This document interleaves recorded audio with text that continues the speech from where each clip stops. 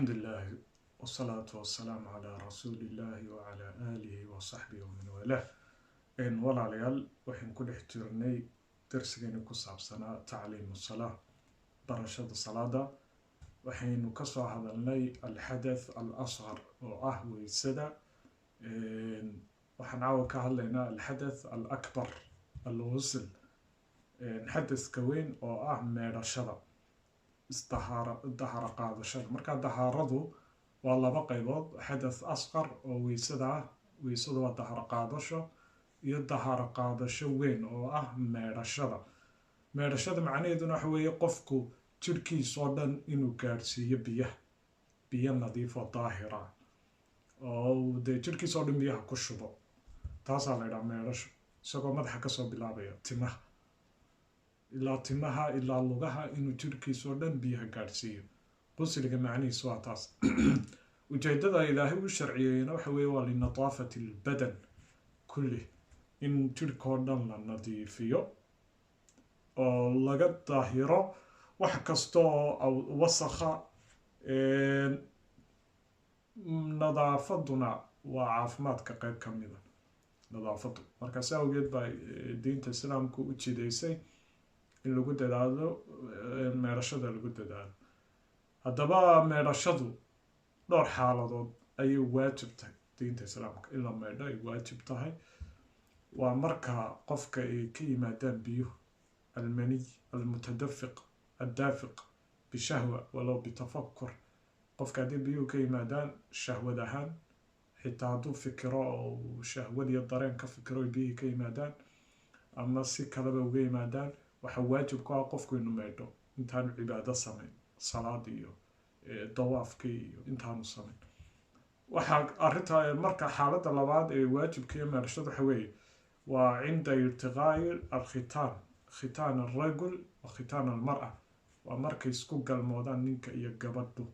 waajib bay tahay hadday isku galmoodaanba xitaa yani biyo ka iman xitaa lam yanzil minhuma shay xataa haddaani biyo ka iman waajib bay tahay mar haddii galma dhacdo xaaladda saddexaad waxa weeye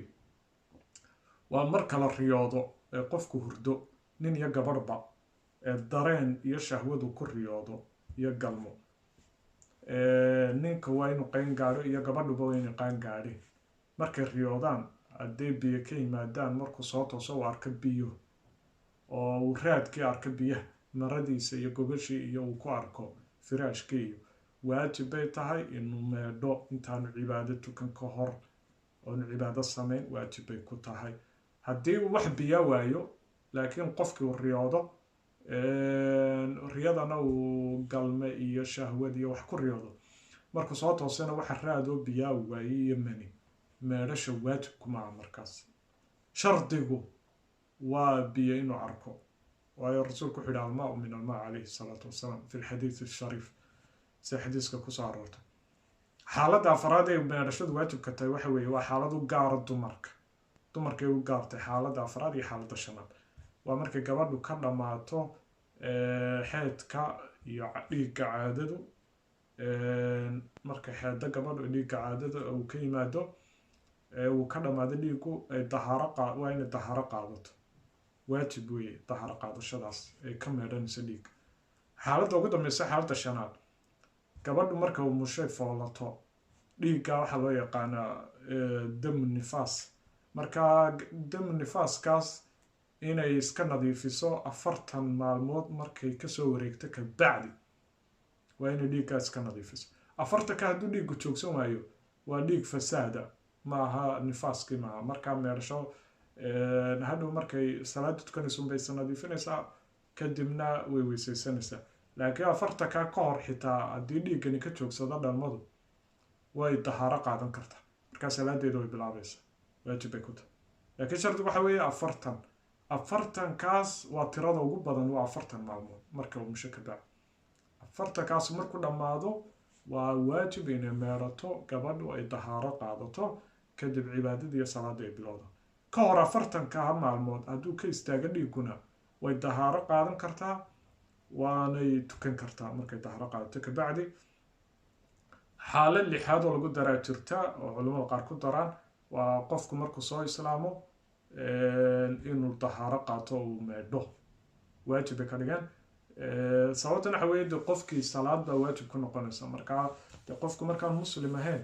dabcan dee nijaasada iyo kaadida iyo iskama dahiro markaa markuu soo islaamo dee waajib bay ku tahay inuu kaadida iyo wixii jirkiisii iyo mariyihiisii wixiiba inuu nadiifiyo uu weyse qaato oo weysada ka hor uu jirkiisa nadiifiyo uu meedho waajib bay tahay 6 xaaladood ayay waajib tahay meedhashadu marka la eego diinta islaamka iyo shareecada islaamka والله سبحانه وتعالى أعلم وأحكم سيدان يو درس كله وإن شاء الله نكون كل مدانه مركله والسلام عليكم ورحمة الله